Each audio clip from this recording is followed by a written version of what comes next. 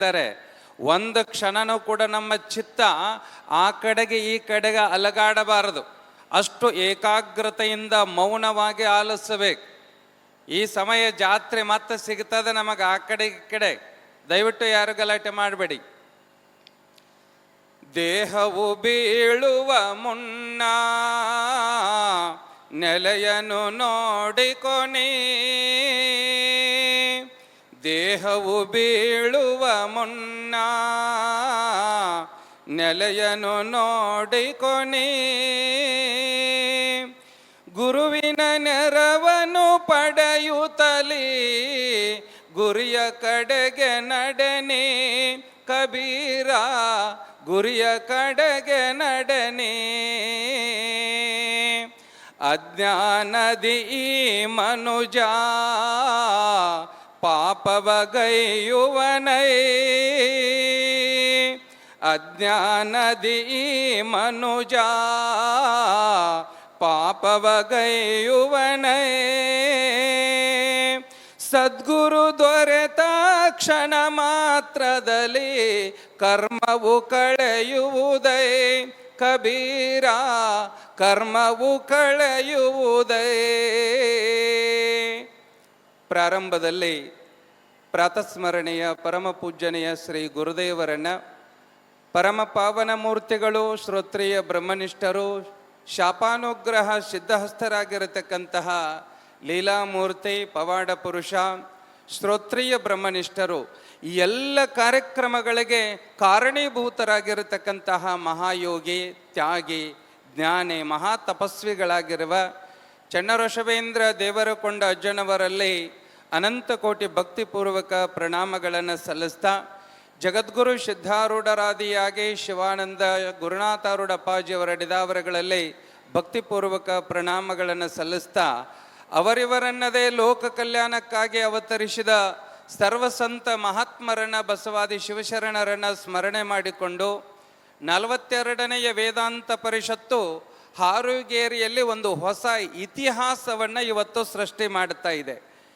ಈ ಎಲ್ಲ ಕಾರ್ಯಕ್ರಮಗಳ ದಿವ್ಯ ಪಾವನ ಸನ್ನಿಧಾನವನ್ನು ವಹಿಸಿಕೊಂಡು ನಮಗೆಲ್ಲರಿಗೂ ಕೂಡ ನೋಡಿ ಕೆಲರಂ, ಮಾತನಾಡಿ ಕೆಲರಂ, ಮುಟ್ಟಿ ಕೆಲರಂ, ಮಿಗೆ ದೇವರನಾಗಿ ಮಾಳ್ಪನು ಅನ್ನುವ ಹಾಗೆ ನಮ್ಮೆಲ್ಲರನ್ನ ಸದಾವ ಕಾಲ ಉದ್ಧರಿಸ್ತಾ ಇರುವ, ಆ ಆಶೀರ್ವದಿಸ್ತಾ ಇರುವ ಶ್ರೋತ್ರಿಯ ಬ್ರಹ್ಮನಿಷ್ಠರು, ಪರಮಪಾವನ ಮೂರ್ತಿಗಳು, ವಿಶ್ವಕುಟುಂಬಿ, ಸಾಧು ಚಕ್ರವರ್ತಿ, ನಡೆದಾಡುವ ಮಾತನಾಡುವ ಪಂಚಮಠಾಧೀಶರಾಗಿರತಕ್ಕಂತಹ ಶ್ರೀಮದ್ ಜಗದ್ಗುರು ಡಾಕ್ಟರ್ ಅಪ್ಪಾಜಿಯವರ ಅಡಿದಾವರಗಳಲ್ಲಿ ಅನಂತ ಕೋಟಿ ಭಕ್ತಿಪೂರ್ವಕ ಪ್ರಣಾಮಗಳನ್ನು ಸಲ್ಲಿಸ್ತಾ, ಕಾರ್ಯಕ್ರಮದಲ್ಲಿ ಭಾಗವಹಿಸಿರತಕ್ಕಂತಹ ಹಿರಿಯರು, ಅನುಭಾವಿಗಳು, ಪರಮ ಪೂಜ್ಯನೆಯ ಮಾತೃ ಹೃದಯಗಳಾಗಿರತಕ್ಕಂತಹ ನಿಡಸೋಸಿಯ ಅಪ್ಪಾಜಿಯವರಲ್ಲಿಯೂ ಕೂಡ ಭಕ್ತಿಯ ನಮನಗಳನ್ನು ಸಲ್ಲಿಸ್ತಾ, ವಿದ್ಯಾ ವಿನಯ ಸಂಪನ್ನರು, ಸಹಜ ಆನಂದದಲ್ಲಿ ಇರುವಂತಹ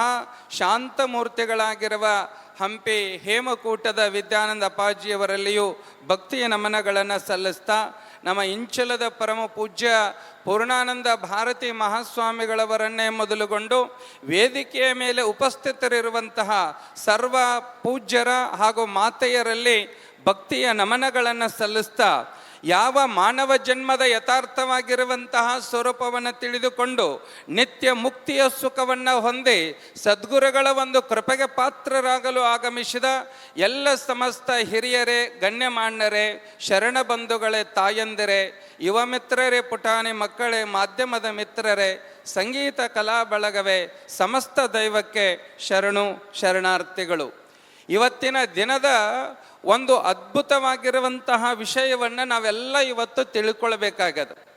ಜ್ಞಾನಿಯಿಂದ ಈ ಲೋಕಕ್ಕೆ ಆಗುವಂತಹ ಪ್ರಯೋಜನ ಏನು? ಬಹುಶಃ ಸೂರ್ಯನಿಂದ ಈ ಜಗತ್ತಿಗೆ ಪ್ರಯೋಜನ ಏನು ಅಂತ ಕೇಳಿದ್ರೆ, ಸೂರ್ಯನಿಲ್ಲದೆ ಈ ಜಗತ್ತು ಅಜ್ಞಾನ ಅಂಧಕಾರದೊಳಗೆ ಮುಳುಗುತ್ತದೆ. ಒಂದು ಸಸಿ ಹುಟ್ಟೋದಿಲ್ಲ, ಒಂದು ಬೆಳೆ ಬರೋದಿಲ್ಲ, ಒಂದು ಔಷಧಿ ಬೆಳೆಯೋದಿಲ್ಲ, ಏನೂ ಸಾಧ್ಯವಿಲ್ಲ. ಆದರೆ ಒಂದು ಮಾತು, ಸೂರ್ಯನಿಗೆ ಒಂದು ಸಮಯ ಹಗಲು, ಒಂದು ಸಮಯ ಬೆಳಕು ಅಥವಾ ರಾತ್ರಿ. ಹಗಲು ರಾತ್ರಿಗಳು ಬರ್ತವೆ ಈ ಭೂಮಿಗೆ. ಆದರೆ ಸಂತರು, ಮಹಾತ್ಮರು, ಜ್ಞಾನಿಗಳು, ಯೋಗಿಗಳು ಸೂರ್ಯನಿಗಿಂತಲೂ ಕೂಡ ಮಿಗಿಲು. ಅವರ ಹತ್ತಿರ ಅಜ್ಞಾನ ಅಥವಾ ಅಂಧಕಾರ, ಕತ್ತಲು, ದುಃಖ ಅನ್ನುವುದು ಸಮೀಪಕ್ಕೆ ಸುಳಿಯೋದಿಲ್ಲ. ಹಾಗಾಗಿ ಸೂರ್ಯನಿಗಿಂತಲೂ ಕೋಟಿ ಸೂರ್ಯರ ಪ್ರಭೆಯನ್ನು ಹೊಂದಿರುವಂಥವರು ಯಾರು ಅಂತಂದ್ರೆ ಅವರು ಮಹಾಜ್ಞಾನಿಗಳು. ಮತ್ತೊಂದು ಕಡೆಗೆ ಹೇಳ್ತಾರೆ, ಪರುಷ ಕಬ್ಬಿನ ಸೋಕಿದಾಗಲೇ ತ್ವರಿತದಲ್ಲಿ ಹೇಮಾಗಿ ನಿಲ್ಲುವುದು. ಒಂದು ಪರುಷಮಣಿಯನ್ನ ಈ ಕಬ್ಬಿನಕ್ಕೆ ತಾಗಿದೀವಿ ಅಂತಂದ್ರೆ ಈ ಕಬ್ಬಿನ ಏನಾಗುತ್ತದ ಅಂತಂದ್ರೆ ಏನಾಗುತ್ತದ್ರಿ? ಸುವರ್ಣ, ಬಂಗಾರ ಆಗುತ್ತದೆ. ಒಂದು ಪರುಷಮಣಿಯನ್ನ ಕಬ್ಬಿನಕ್ಕೆ ತಾಗಿಸಿದಾಗ ಈ ಕಬ್ಬಿನ ಬಂಗಾರ ಆಗುತ್ತದೆ ವಿನಃ ಅದು ಪರುಷಮಣಿ ಆಗುವುದಿಲ್ಲ. ಆದರೆ ಅದೇ ಸದ್ಗುರುನಾಥ ತನ್ನ ಶಿಷ್ಯನಿಗೆ ಹಸ್ತಮಸ್ತಕ ಸಂಯೋಗದಿಂದ ಪರಬ್ರಹ್ಮಜ್ಞಾನದ ಅನುಗ್ರಹವನ್ನು, ಆಶೀರ್ವಾದವನ್ನು ಮಾಡಿದರು ಅಂತಂದ್ರೆ ಶಿಷ್ಯನಾದವನು ಏನಾಗುತ್ತಾನಂದ್ರೆ ಮಹಾಜ್ಞಾನಿಯಾಗುತ್ತಾನೆ. ಅವನು ಒಬ್ಬ ಮಹಾಗುರುವಾಗಿ ಪರಿವರ್ತನೆಯನ್ನು ಹೊಂದುತ್ತಾನೆ. ಅಂದರೆ ಪರುಷಮಣಿ, ಕಾಮಧೇನು, ಕಲ್ಪವೃಕ್ಷ ಇವನ್ನ ನಾವು ಯಾರೂ ನೋಡಿಲ್ಲ. ಶಾಸ್ತ್ರದೊಳಗ, ಪುರಾಣದೊಳಗ ಹೇಳುವುದನ್ನು ಕೇಳಿದ್ದೇವೆ. ಆದರೆ ನಿಜವಾಗಿಯೂ ಇವೆಲ್ಲವುಗಳಿಗಿಂತಲೂ ಮಿಗಿಲಾಗಿರತಕ್ಕಂತಹ ಶಕ್ತಿ ಮತ್ತು ಈ ಸಮಾಜಕ್ಕೆ ಪ್ರಯೋಜನವನ್ನು ಉಂಟು ಮಾಡುವಂಥವರು ಯಾರು ಅಂತಂದ್ರೆ ಶ್ರೋತ್ರಿಯ ಬ್ರಹ್ಮನಿಷ್ಠರಾಗಿರತಕ್ಕಂತಹ ಜ್ಞಾನಿಗಳು. ಇವತ್ತು ಚನ್ನಋಷಭೇಂದ್ರ ದೇವರಕೊಂಡ ಅಜ್ಜನವರು ಹಾರುಗೇರಿಯೊಳಗೆ ಬಂದು ನೆಲೆ ನಿಂತು ತಮ್ಮ ಅನೇಕ ರೀತಿಯಾಗಿರತಕ್ಕಂತಹ ಧ್ಯಾನ, ಜ್ಞಾನ, ತಪಸ್ಸು, ಜಪ, ತಪ, ಅನುಷ್ಠಾನ ಇವೆಲ್ಲವುಗಳನ್ನು ಅವರೆಲ್ಲ ಮಾಡಿದರಲ್ಲ. ಯಾರಿಗಾಗಿ ಮಾಡಿದರು? ಅವರು ಮಾಡಿದ್ದು ತಮಗಾಗಿ ಅವರು ಮಾಡಿದ್ರು, ಏನು ಲೋಕ ಕಲ್ಯಾಣಕ್ಕಾಗಿ ಮಾಡಿದ್ರು? ಇವತ್ತು ಇದು ವೇದಾಂತ ಪರಿಷತ್ತು ಕಾರ್ಯಕ್ರಮ ನಡೆದದ. ಈ ವೇದಾಂತ ಪರಿಷತ್ತು ಕಾರ್ಯಕ್ರಮ ಮಠದ ಉದ್ಧಾರಕ್ಕಾಗಿಯೋ ಅಥವಾ ಗುರುಗಳ ಉದ್ಧಾರಕ್ಕಾಗಿ ನಡೆದಿದೆಯೋ ಏನೋ ಸಮಾಜದ ಉದ್ಧಾರಕ್ಕಾಗಿ, ವಿಶ್ವ ಶಾಂತಿಗಾಗಿ ನಡೆದದು ಅನ್ನೋದನ್ನು ನಾವು ವಿಚಾರ ಮಾಡಬೇಕಾಗದ. ಇವತ್ತು ಒಬ್ಬ ಜ್ಞಾನಿಯಾದವನು ಅವತಾರವನ್ನು ತೊಟ್ಟುಕೊಂಡ್ರೆ ಈ ಲೋಕಕ್ಕೆ ಎಷ್ಟೊಂದು ಪ್ರಯೋಜನ ಇದೆ ಏನು ಗೊತ್ತೇನು? ಇವತ್ತು ಎಲ್ಲೋ ಹುಟ್ಟಿ ಬೆಳೆದಿರತಕ್ಕಂತಹ ಚನ್ನಋಷಭೇಂದ್ರ ಅಜ್ಜವರು, ದೇವರಕೊಂಡ ಅಜ್ಜವರು ಇವತ್ತು ಹಾರಿಗೇರಿಯೊಳಗೆ ಬಂದು ನಿಂತರು. ಅನೇಕ ರೀತಿಯಾದ ಕಷ್ಟಗಳನ್ನು ಅವರು ಅನುಭವಿಸಿದರು. ಅವ್ರಿಗೇನು ಅವರ ಬದುಕು ಹೂವಿನ ಹಾಸಿಗೆಯಾಗಿರಲಿಲ್ಲ, ಹೌದಲ್ಲೋ? ಇವತ್ತು ನಾವು ವೈಭವ ಕಾಣ್ತಾ ಇರಬಹುದು. ಅನೇಕ ರೀತಿಯ ತ್ಯಾಗವನ್ನು ಅನುಭವಿಸಿದರು. ನೋವನ್ನು, ಅವಮಾನವನ್ನು ಎಲ್ಲವನ್ನ ನುಂಗಿಕೊಂಡು ಸಮಾಜಕ್ಕೆ, ಈ ಜಗತ್ತಿಗೆ, ಈ ಲೋಕಕ್ಕೆ ಏನು ಕೊಟ್ಟರು ಅಂದ್ರೆ ಸುಖ, ಶಾಂತಿ, ಜ್ಞಾನ, ಸಂಸ್ಕಾರ, ಸಂಸ್ಕೃತಿಯನ್ನು ಎಲ್ಲವನ್ನು ಕೊಟ್ಟರಲ್ಲ. ಕೊನೆಗೆ ಅವರ ಜೀವಿತದ ಕೊನೆಯ ಅವಧಿಯೊಳಗೆ ಅಂದ್ರೆ ಅವರ ಸಮಾಧಿ ಬಾವಿ ಹಾಳದೊಳಗ ಆಗಬೇಕಾಯಿತು ಕೊನೆಗೆ. ಯಾಕಂದ್ರೆ ಹುಟ್ಟಿದ್ದು ಒಂದು ದಿನ ಏನಾಗುತ್ತದ, ಜ್ಞಾನಿಗೆ ಸಾವಿರೋದಿಲ್ಲ. ಇದನ್ನು ತಿಳ್ಕೊಳ್ಬೇಕೆಲ್ಲರೂ. ಜ್ಞಾನಿಗಳಿಗೆ ಯಾವತ್ತೂ ಸಾವಿಲ್ಲ. ಜ್ಞಾನಿಗಳನ್ನು ಸತ್ರು ಅನ್ನೋ ಪದವನ್ನು ನಾವು ಬಳಕೆ ಮಾಡಬಾರದು. ಯಾಕಂದ್ರೆ ಪರಬ್ರಹ್ಮ ಸ್ವರೂಪದೊಳಗೆ ಅವರು ಹೊಂದಿ ಬ್ರಹ್ಮವಿತ್ ಬ್ರಹ್ಮ ಇವ ಭವತಿ ಅನ್ನುವ ಹಾಗೆ ಬ್ರಹ್ಮವನ್ನು ತಿಳಿದು ಅವರು ಬ್ರಹ್ಮ ಸ್ವರೂಪರೇ ಆಗುತ್ತಾರೆ. ಘಟ ಮತ್ತು ಮಠ ಅಥವಾ ಘಟಾಕಾಶ, ಮಠಾಕಾಶ, ಮಹಾಕಾಶ ಅಂತ ಹೇಳ್ತೇವೆ. ಒಂದು ಘಟ ಅದ, ಈ ಮಣ್ಣಿನ ಘಟ ಅಂದರೆ ಕೊಡ. ಈ ಮಣ್ಣಿನ ಘಟವನ್ನು ನಾವು ಒಡೆದ್ವಿ ಅಂತಂದ್ರೆ ಅದರ ಒಳಗಿರುವಂಥ ಆಕಾಶ ಎಲ್ಲಿಗೆ ಹೋಗುತ್ತದೆ? ಎಲ್ಲಿ ಹೋಗುತ್ತದೆ? ಅದಕ್ಕೆ ಸಾಯ್ತದ? ಒಡೆಯೋದು ಯಾವುದು? ಒಳಗಿನ ಆಕಾಶ ಹೊಡಿತದೋ ಏನು ಘಟ ಹೊಡಿತದೋ? ಘಟ ಹೊಡಿತದೆ, ಆದರೂ ಒಳಗಿರುವ ಆಕಾಶ ಮಹಾಕಾಶದಲ್ಲಿ ಒಂದಾಗುತ್ತದೆ. ಹಾಗಾಗಿ ಜ್ಞಾನಿಗಳಾದವರು ಎಂದೂ ಸಾಯುವುದಿಲ್ಲ. ಸತ್ತವರು ಯಾರು? ಜ್ಞಾನಿಗಳು ಆಗುವುದಿಲ್ಲ ಅನ್ನೋದನ್ನು ಇವತ್ತು ನಾವು ತಿಳ್ಕೊಳ್ಬೇಕಾಗ್ಯದ. ದೇವರಕೊಂಡ ಅಜ್ಜವರು ಬಾವಿಯ ಹಾಳದಲ್ಲಿ ಅವರು ಸಮಾಧಿಯನ್ನು ಹೊಂದಿದರು. ಅದೇ ಬಾವಿಯೊಳಗ ಮತ್ತೆ ಅವತಾರವನ್ನು ತೊಟ್ಟುಕೊಂಡು ಬಂದಂತಹವರು ಯಾರು ಅಂತಂದ್ರೆ ಡಾಕ್ಟರ್ ಶಿವಾನಂದ ಭಾರತಿ ಅಪ್ಪಾಜಿಯವರನ್ನು ತಿಳ್ಕೋಬೇಕು. ಒಬ್ಬ ಚನ್ನಋಷಭೇಂದ್ರ ದೇವರಕೊಂಡ ಅಜ್ಜನವರು ನಮಗ ಏನು ಉಪಕಾರ ಮಾಡಿದರು ಅಂತಂದ್ರೆ ಇಂಥ ಜಗದ್ಗುರು ಅಪ್ಪಾಜಿಯವರನ್ನು ನಮಗೆ ಪರಿಚಯ ಮಾಡಿಕೊಟ್ರು.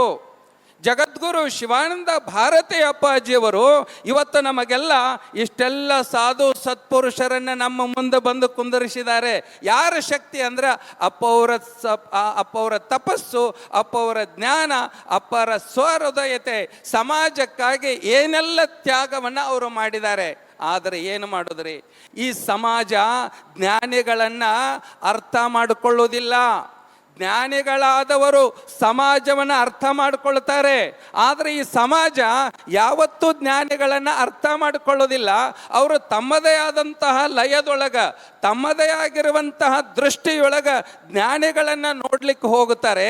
ಹಾಗಾಗಿ ಯಥಾ ದೃಷ್ಟಿ ತಥಾ ಸೃಷ್ಟಿ ಅನ್ನುವ ಹಾಗೆ ಅಜ್ಞಾನದ ಕಣ್ಣಿನಿಂದ, ಆಮೇಲೆ ದುಷ್ಕೃತ್ಯದ ಮೂಲಕವಾಗಿ ನಾವು ನೋಡಿದಾಗ ಏನು ಕಾಣುತ್ತದೆ ಅಂದ್ರೆ ಅದೇ ಕಾಣುತ್ತದೆ. ಯದ್ ಭಾವಂ ತದ್ಭವತಿ ಅನ್ನುವ ಹಾಗೆ ನೋಡಿ, ಮಹಾತ್ಮರನ್ನು ಅರಿಬೇಕಾಗಿತ್ತು, ಜ್ಞಾನಿಗಳನ್ನು ನಾವು ತಿಳ್ಕೊಳ್ಬೇಕಾಗಿತ್ತು ಅಂದ್ರೆ ಆ ಹಂತಕ್ಕೆ ಹೋಗಿ ನಿಂತಾಗ ನಮಗೆ ತಿಳಿತದ ವಿನಃ ನಾವು ಎಲ್ಲೋ ಕೆಳಗೆ ಪಾತಾಳದೊಳಗೆ ಬಿದ್ದು ಆಕಾಶದಲ್ಲಿರತಕ್ಕಂಥ ಸೂರ್ಯನ ಬಗ್ಗೆ ನಾನು ಹಾಗೆ ಹೀಗೆ ಮಾತಾಡ್ತೇನೆ ಅಂದರೆ ಹೇಗೆ ಸಾಧ್ಯ ಹೇಳಿ ನೋಡೋಣ, ಹೇಗೆ ಸಾಧ್ಯ? ಅದಕ್ಕಾಗಿ ಬಂಧುಗಳೇ, ಇವತ್ತು ನಾವೆಲ್ಲರೂ ಕೂಡ ಜ್ಞಾನಿಯಿಂದ ಏನು ಪ್ರಯೋಜನ ಅಂತ ಅದರ ಬಗ್ಗೆ ಚಿಂತನೆ ಮಾಡ್ತಾ ಇದ್ದೇವೆ. ಪ್ರಯೋಜನ ಏನು ಅನ್ನೋದರ ಬಗ್ಗೆ ಬಹುಶಃ ಜ್ಞಾನಿಗಳು ಅದಾರ ಅಂತ ತಿಳ್ಕೊಂಡು ಈ ವೇದಾಂತ ಪರಿಷತ್ತು ನಡೆದದ. ಸುಗಮವಾಗಿ ನಿರ್ವಿಘ್ನವಾಗಿ ಈ ವೇದಾಂತ ಪರಿಷತ್ತು ನಡೆದದಂತ ತಿಳ್ಕೊಂಡು ನಾಡಿನ ಮೂಲೆ ಮೂಲೆಗಳಿಂದ ನಿಮ್ಮೆಲ್ಲ ಕೆಲಸ ಕಾರ್ಯಗಳನ್ನು ಬದಿಗಿಟ್ಟು ಓಡಿ ಬಂದು ಇಲ್ಲಿ ಕೂತ್ಕೊಂಡಿದ್ದೀರಿ. ಅಪ್ಪವ್ರ ಆಶೀರ್ವಾದ ಆಗ್ತದೆ ನೋಡ್ರಿ.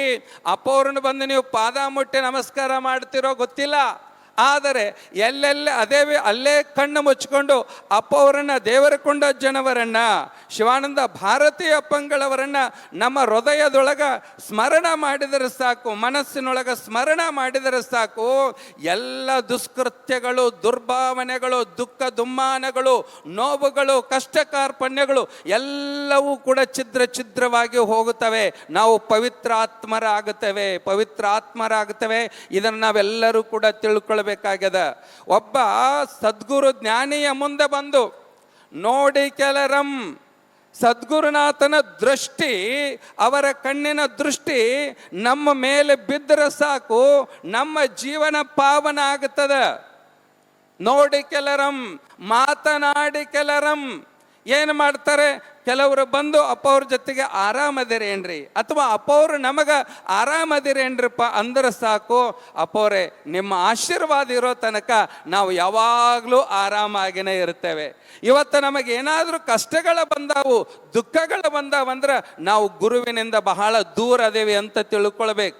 ಕಷ್ಟಗಳು ಬಂದಾಗ ಧೃತಿಗೆಡಲಾರದನೆ, ಕಷ್ಟಗಳು ಬಂದಾಗ ಆತ್ಮವಿಶ್ವಾಸವನ್ನು ಕಳೆದುಕೊಳ್ಳಲಾರದನೆ ಒಬ್ಬ ಮಹಾಜ್ಞಾನಿಯ ಹತ್ತಿರ ಹೋಗಿ ನಾವು ಅವರ ಸಂಘದೊಳಗ ನಾವು ಜೀವನವನ್ನು ನಡೆಸಿದ್ದಾದರೆ, ಅವರ ದೃಷ್ಟಿ ನಮ್ಮ ಮೇಲೆ ಬಿತ್ತು ಅಂದರೆ, ಅವರ ಹಸ್ತವನ್ನು ಮಸ್ತಕದ ಮೇಲೆ ಇಟ್ಟು ಆಶೀರ್ವಾದ ಅನುಗ್ರಹವನ್ನು ಮಾಡಿದರು ಅಂತಂದರೆ ನಾವು ಉದ್ಧಾರ ಆಗಿಬಿಡ್ತೇವ್ರಿ, ಮುಕ್ತರಾಗಿ ಬಿಡ್ತಾ ಇದ್ದೇವ್ರಿ. ಆದರೆ ಈ ಜಗತ್ತಿಗೆ ಮುಕ್ತಿ ಬೇಡಾಗೈತಿ. ಎಷ್ಟು ಜನರಿಗೆ ಮುಕ್ತಿ ಬೇಕಾಗ್ಯದ? ಕೈ ಎತ್ತರಿ ನೋಡೋಣ.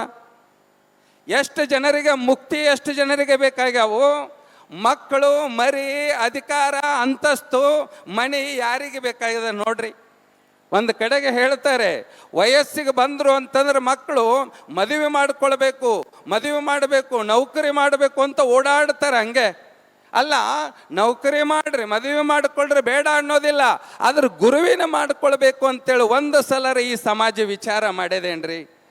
ತಂದೆ ತಾಯಿಗಳಾದರೂ ಕೂಡ ಗುರುವಿನ ಮಕ್ಕಳಾಗಬೇಕು, ಬ್ರಹ್ಮಜ್ಞಾನಿ ಉಪಯೋಗವನ್ನು ಮಾಡ್ಕೋಬೇಕಂತ ಈ ಜಗತ್ತಿನೊಳಗೆ ನಾವು ವಿಚಾರ ಮಾಡೇವೇನ್ರಿ? ಎಲ್ಲಿಯವರೆಗೆ ನಾವು ಎಚ್ಚರ ಆಗೋದಿಲ್ಲ ಅಲ್ಲಿಯವರೆಗೆ ನಾವೆಲ್ಲ ಹುಚ್ಚರ ಸಂತೆ, ಹುಚ್ಚಾಸ್ಪತ್ರೆಯ ರೀತಿಯೊಳಗೆ ಈ ಜಗತ್ತು ಅದ. ಹಾಗಾಗಿ ನಾವು ಯಾವತ್ತೂ ಎಚ್ಚರ ತಪ್ಪಿ ಹುಚ್ಚರಾಗಬಾರದು ಅಂತಂದ್ರೆ ಜ್ಞಾನಿಗಳ ಸಂಪರ್ಕದೊಳಗೆ, ಜ್ಞಾನಿಯ ಆ ಸಮ್ಮುಖದೊಳಗೆ, ಅವರ ಆಶೀರ್ವಾದದೊಳಗೆ ನಾವು ಬದುಕಿದ್ದ ಕರೆ ಆಯಿತು ಅಂದ್ರೆ ನಾವು ಸತ್ರು ಬದುಕುತ್ತೇವೆ, ಇಲ್ಲ ಬದುಕಿದ್ದು ಸತ್ತು ಹೋಗುತ್ತೇವೆ ಅನ್ನುವಂಥದ್ದನ್ನು ನಾವು ತಿಳಿದುಕೊಳ್ಳೋಣ.